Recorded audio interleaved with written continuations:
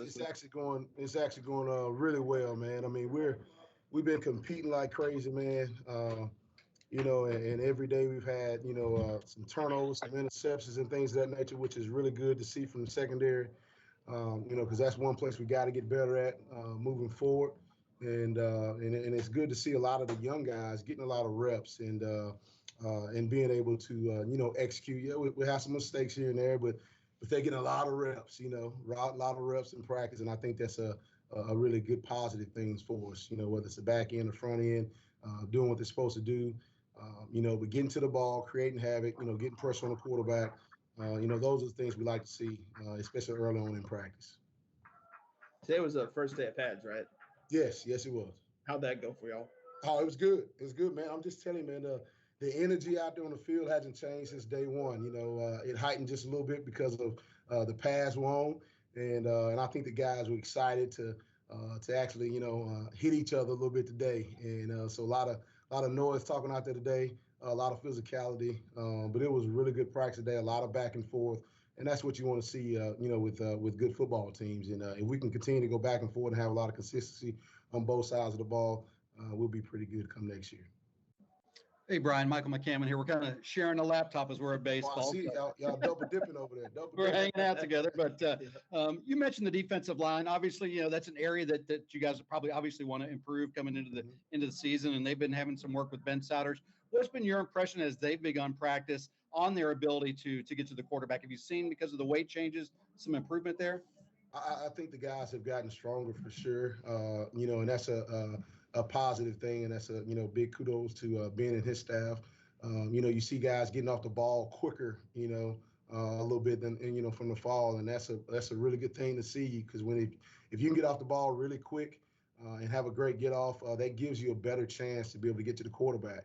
And then you're seeing some strength, being able to get off blocks and things of that nature, and that's a positive sign. And I think Coach Ives and those guys butt each and every day, and yelling and getting after them a little bit. And I think they're taking coaching and they're taking a step up. Got a new co-defensive coordinator with you. How's that connection between you guys working so far? Oh man, my man Crime Dog, Coach Crime, man, he's awesome. He's a great human being, number one, and he's doing a great job with our secondary. With the safeties, corners, cars, all of us, we all meet together. And that's been really, really awesome. He brings some knowledge. Been coaching football for a long time. He's done some things that we would like to implement, and he's loving what we're doing here defensively. And he's doing a great job of being a disciplinarian, with those guys in that back end. And that's what you want to. You got to be disciplined in that back end. And he's doing an awesome job with us in the staff room with us, cutting up, talking about his golf game. All his one-liners, you will know he's got a lot of one-liners. You'd be like, dog, can he not speak like a couple of sentences here and there? But he got a lot of one-liners, man. He is really, really awesome. Great guy to work with, man. And I'm so glad he's able to be on our staff for sure. So in 2020, statistically speaking, your defense did really well. Then last season, it kind of took a little bit of a step back in terms of statistical production. What are some goals that you guys kind of set out for yourselves so you can take a step back in the right direction? I think the first thing is consistency, because you see glimpses in every game to where we look like a dominant defense, and then you see glimpses in games where it's like, oh my God, is that the JV team out there? Or who's calling this that on defense? So, that's the very first thing we have to get better at is being consistent, whether it's in our gaps or just doing our jobs, staying on top and not giving up the explosive plays. That's the next thing, not giving up explosives. I think in 2020, we didn't give up as many explosive plays as we did this past season. We gave up a lot this past season, whether it was in the passing game or the run game. But when you can limit explosive plays, now you make that offense drive the football field. You're hoping at some point they make a mistake or you make a play. And you won't want to make those guys kick field goals and not give them the free touchdowns, the free six, whether it's a deep post ball, whether it's a run where one of our guys, misfit a gap and it's quarters defense or whatever the case may be, missed tackles. But those are the things you got to clean up explosive plays for sure. And then the next thing is creating turnovers and creating pressure on the quarterback. When you're able to stay on top, the coverage helps pressure. and the pressure helps coverage. And so we got to do a great job being consistent with both of those at the same time on the same plays. And if we can do that, I think we can be back into that high statistical category that we were in 2020.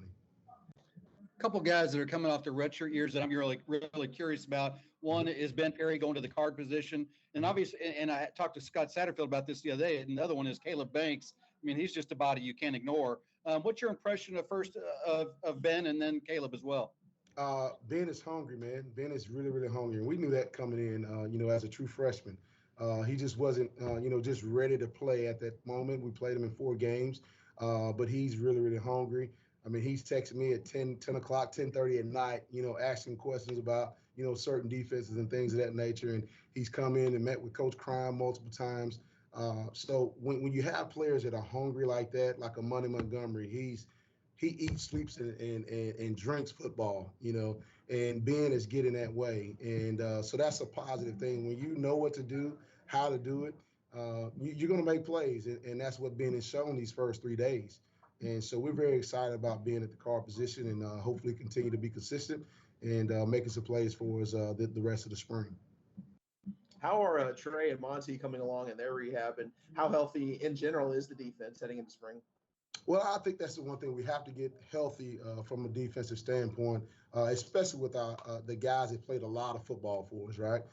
You think about, Trey Clark, Money Montgomery, Ken Duncan is not practicing still. Chandler Jones is, limited. So that's 4 guys that's played a lot of football for us. And so we're missing those guys right now this spring. So they will get healthy. I think Money and Trey are ahead of schedule. And that's a great sign for us defensively because those are 2 of your best defensive players, and we lost those guys last year, and it hurt us a little bit.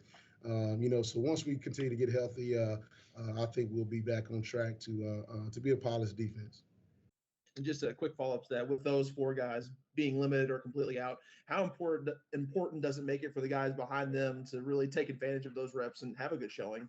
It's very important because just like last year, I mean, injuries happen in this game, and we know that that's something that we can't control. So they have to be ready.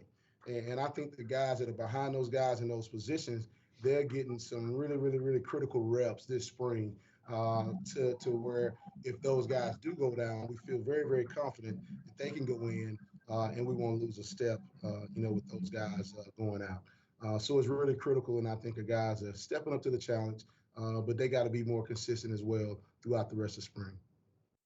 Yasir is a guy who had a big breakout year last year. How big is it? How important is he to you guys, not just from a production standpoint, but also a leadership standpoint this year? Oh, man. I mean, Yasir is a heck of a football player. But again, number one, he's a heck of a human being. He loves his teammates. He loves his coaching staff. He's just a great kid, and you wish you had, 100 and, 105, 110 Yasirs, on your team, just because his work ethic, his love for the game and his passion. He's a tremendous guy for us. The one thing he's going to get better at this year, I think, and that's just being a leader from a vocal standpoint. If you've ever been around him a good bit, he's very, very quiet. And so now we're pushing him to, hey, man, you gotta start talking up just a little bit more. And because those guys are listening, because you make a lot of plays and you do things the right way on and off the football field. So it's a great sign for us, with him being back, being able to get after the quarterback, a lot of TFLs. He's one of the top TFLs guys that's coming back in the country this year. So it's a great thing for us to have Yasir, and I think he'll be great in the leadership role for sure. All right, guys. Thanks. I appreciate you guys. Man. Have a good one.